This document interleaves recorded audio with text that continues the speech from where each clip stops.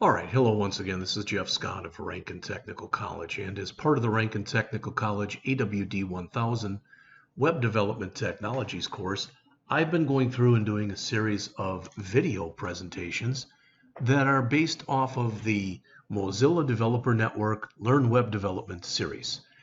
And I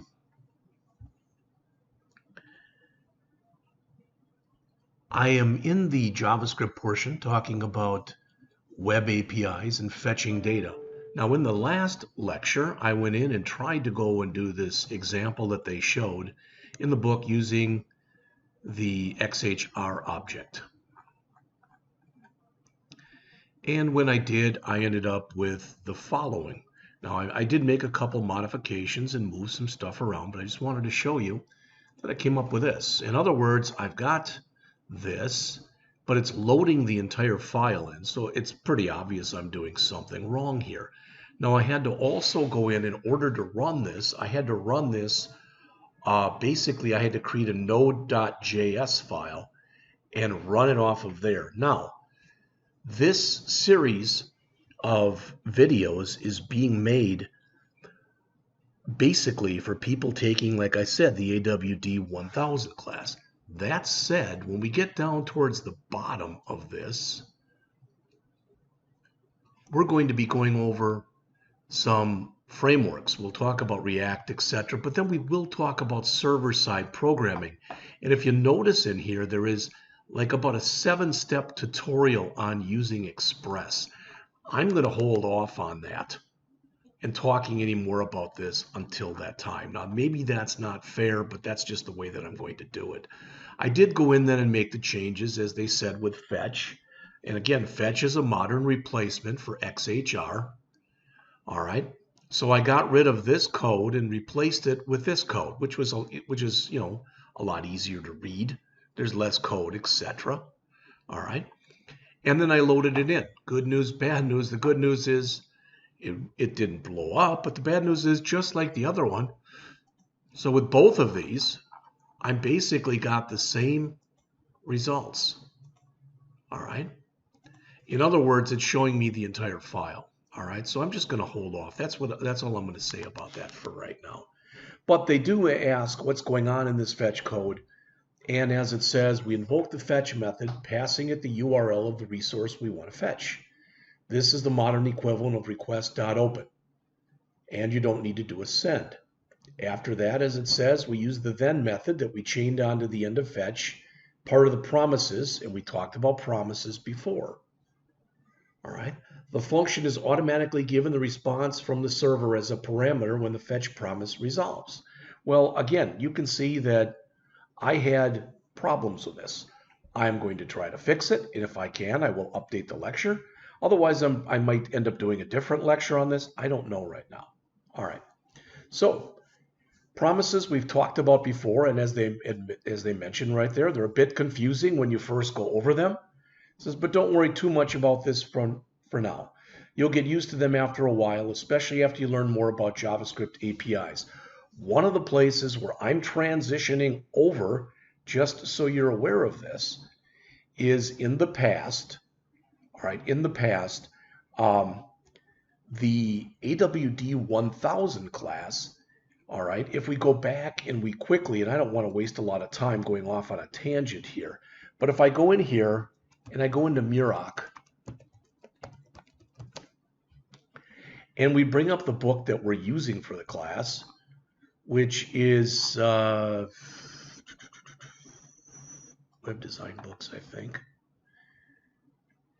There you go. Muroc's JavaScript and jQuery 4th edition. All right. Now we are also going through the Muroc's JavaScript and jQuery HTML, but we're really cutting down the amount of time we're spending on that one, just so you're aware of it. All right. And we are spending more time going over this thing, the Mozilla Developer Network Learn Web Development series. But that said, with this book that's right here, the table of contents, my plan at least, unless I am told otherwise, is, of course, we're going to go over all of the beginning stuff. I'm not going to read those. You can see them now in blue.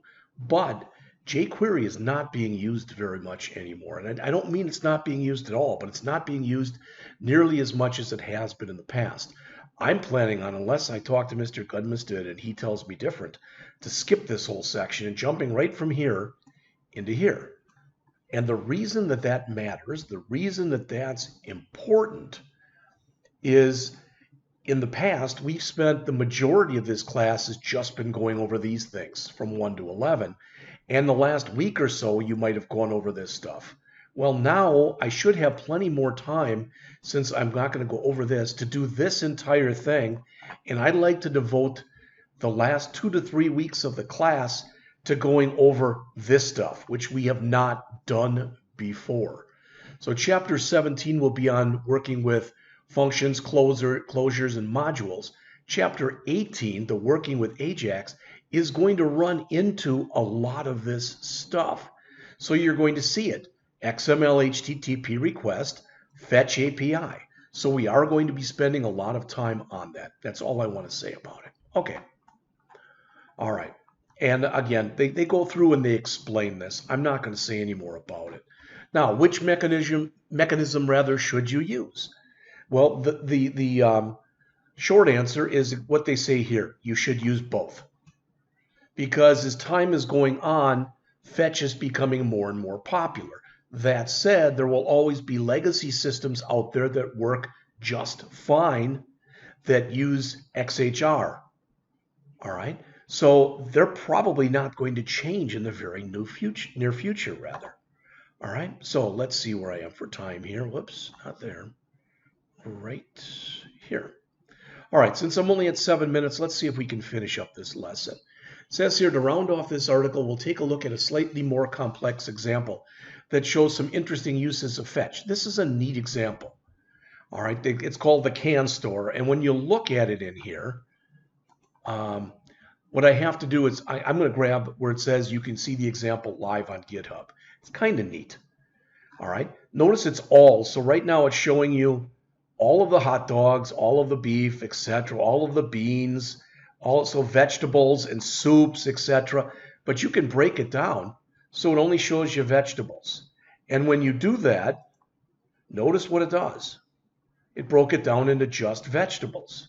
Now I can break it down even more than that. So I can say here beans and filter the results even further. So you can see exactly what I'm doing. I can go back then and go to meat. And again, beans wouldn't make any sense there, but I can filter the results. Now I got hot dog, Spam, and corned beef. There's not really a lot to filter in here. All right. But I can go to soup and again, filter, and I get tomato soup, chicken noodle soup, and carrot and coriander soup. All right. But it's a little more extensive than the last example was. So it says it's a fictional supermarket that only sells canned goods. The source code is right here. I'm not going to spend really any time going over this.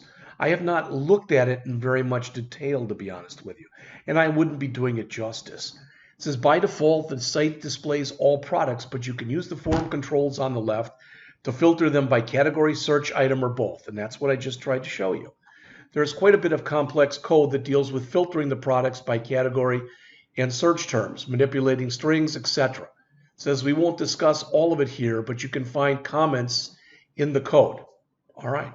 Well, so again, if you do bring this up, all right, you'll notice that it's 100, almost 200 lines long, and there are extensive, again, a lot of extensive comments throughout here. I think they do a pretty good job of it. All right. They do say, though, that they want to explain the fetch code. It says the first block that uses fetch can be found at the start of the JavaScript. All right. So it says the fetch returns a promise. If it completes successfully, all right, it says the function inside the first then block contains the response that was returned to the network. Inside of this function, then, we run JSON on the response, not text, because we want to return the response as structured JSON. Next, as it says, we put yet another then statement. And it says we will set this to be the value of the products. All right, variable. Then we run initialize products, which, as it says, starts the process of displaying stuff in the user interface. Again, to catch errors, there you go. So had there been some kind of a problem, that should catch it. It says this runs if the promise fails for some reason. Inside it, we include a function that is passed as a parameter, an error object, which can be used to report the nature of the error that has occurred. All right, as it says, a complete website, of course, would handle the error more gracefully than just putting error on the screen. There might be a lot of different things that you want to do yourself. All right, so it says you can test the fail case yourself. I'm not going to do that. But it says make a copy, run the code, modify the path of the file being fetched. So again, do something like this. Leave the T off of that. All right. And it says the second fetch block can be found inside of the fetch blob function. All right. And as they mentioned there, rather than using JSON, they're using blob. In this case, we want to return the response as an image file. And the data format that's used is blob. Again, that's short for binary large object. All right. And it says once we've successfully received our blob, we create the object URL using the create object URL method. As it says, it returns a temporary internal URL that points to the object referenced inside of the browser. All right. So there is a challenge in here. Feel free to do it. I'm thinking that right now this is fairly complex for where we are, and I do plan on doing more. All right, so you've been warned, so to speak. So that finishes this up. So we have now gone through the introduction to web APIs, the manipulating documents. Sorry if you felt a bit cheated here, but the fetching data from the server. Now we're going to go into third-party APIs. And as they mention here, and I am going to stop, but I just want to say, it says the APIs covered so far have been built into the browser. Not all APIs are. All right, and it can be something as complex as Google Maps, Twitter, Facebook, etc., or maybe something that's not as complex. As an example, I might want to go out to something like this, openweathermap.org. And I might want to be able to create some kind of an application. So if I put in a city, so again, I'm working in Wentzville, Missouri. I think well, I don't know if it needs Missouri in there or it needs USA, but let's see. Not found. Well, try USA, otherwise I'll just try Wentzville. Wentzville, US, okay. And it says that right now the temperature is 20 degrees Celsius. Now, one thing about this. First of all, I probably want to change it because this is using more of the metric calculation, and there are more countries using metric than there are, in this case, Celsius, etc., than we are with Fahrenheit. All right. I mean, I could come in here and write my own or do something that said 20 degrees Celsius to Fahrenheit. Boom. Comes in here and it says that it's 68. I could do the math myself, etc. But there are actually ways that you can come in here and set different things inside of here. The point of telling you that is this. The fact that this is a third-party API. All right, and as it says, the article that we will be going through looks at the difference between using built-in browser APIs and third-party APIs and showing some differences between them. So I'll be back with that in just a couple moments.